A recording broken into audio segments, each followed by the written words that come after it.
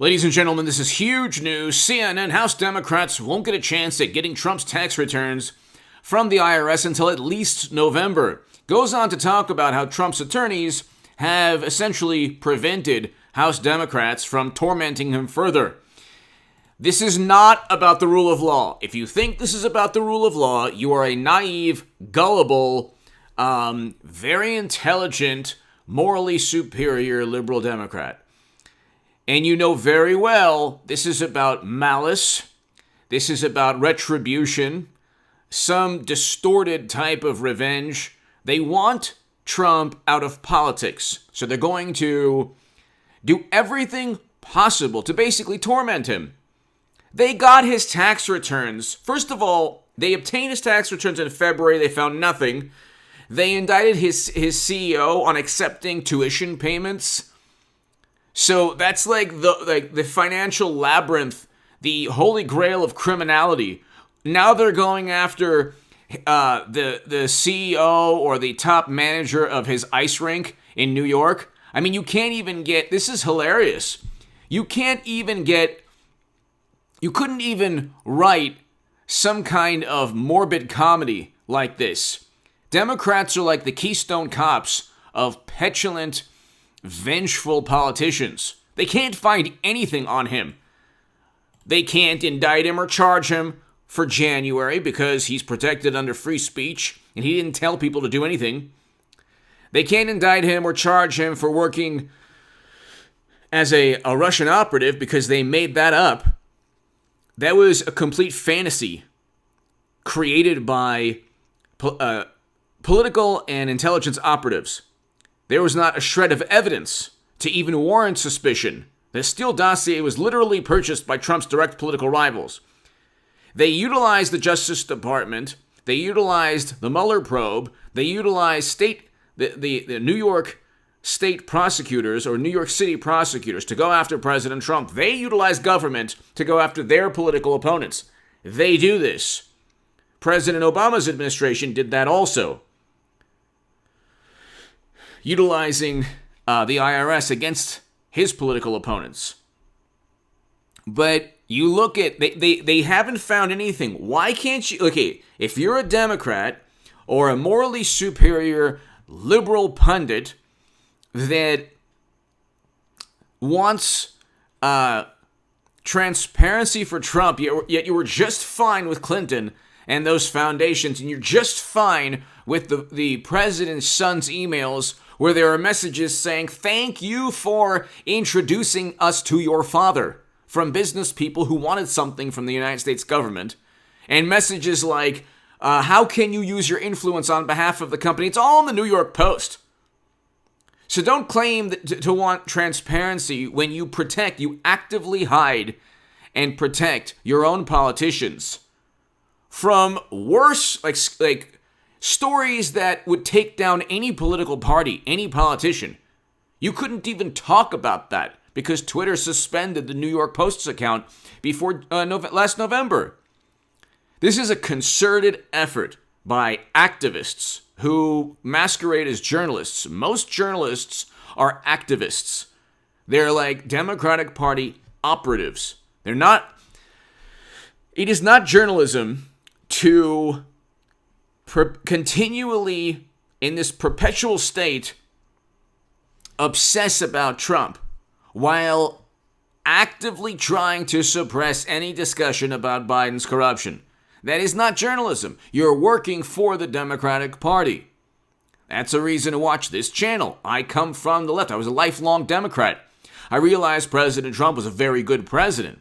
Biden is continuing Trump's policies in foreign policy.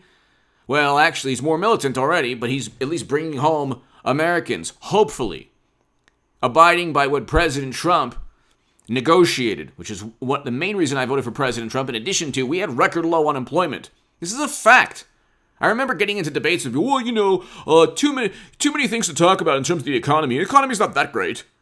If you look at it from a macro perspective, it's like, are you kidding me? We had record low unemployment, wages were increasing, we had manufacturing jobs like close to 500,000 created. Now the economy's in the tank.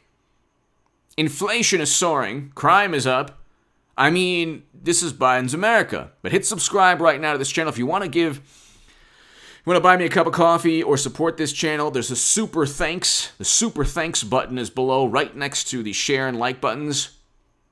And your support is greatly appreciated. I can't thank you enough. And to the people who've given super thanks, I generally, I always go ahead and thank you. So I will thank you in the next segment. I believe I already thanked the people who did last segment, but I'm doing this one immediately after. So thank you. I will thank you. I'll give you a shout out for the super thanks. And your support is greatly appreciated. If you want to read my writing in The Hill, The Huffington Post, Salon, The Jerusalem Post, you can go to hagoodman.com. And if you want to read, if you want to support my work long term, my Patreon is below in the pinned comment and also on hagoodman.com. Ladies and gentlemen, your support is greatly appreciated, especially in this time. And I do appreciate the people who do support because I know this is such a tough financial time for everybody. Ladies and gentlemen, this is not about the rule of law. They had his tax returns in February. You had MSNBC, CNN, The Washington Post, The New York Times, the entire American political establishment obsessed over what he was hiding in his returns. They already know now. They can't find anything. They just cannot find anything. They already know what his returns show. And his lawyers blocked.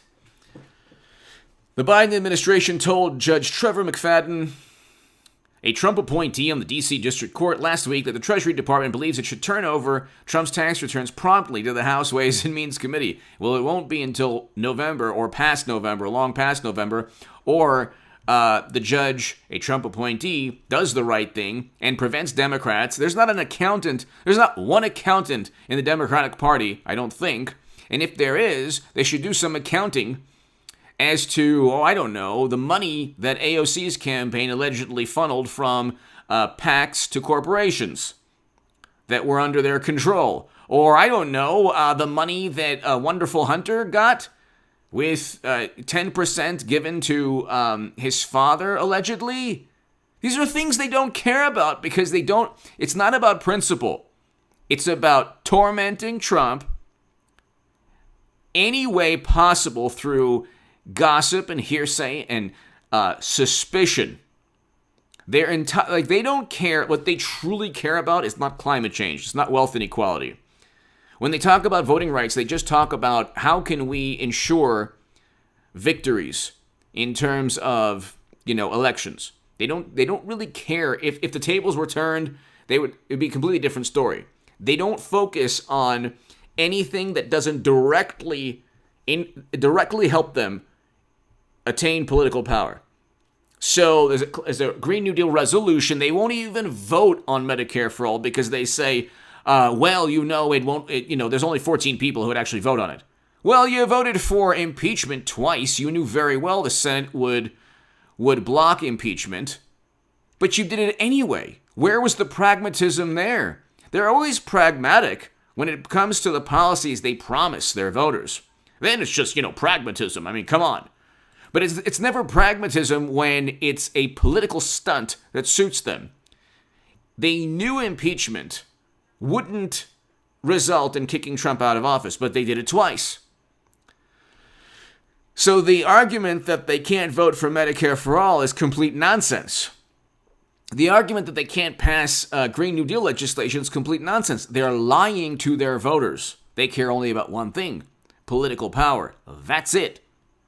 And they care about tormenting Trump, which gives them, which gives them the fuel to energize their base. You always hear about Trump's base. The Democratic Party base is people who won't even let you live and breathe in a fishing store in Montana.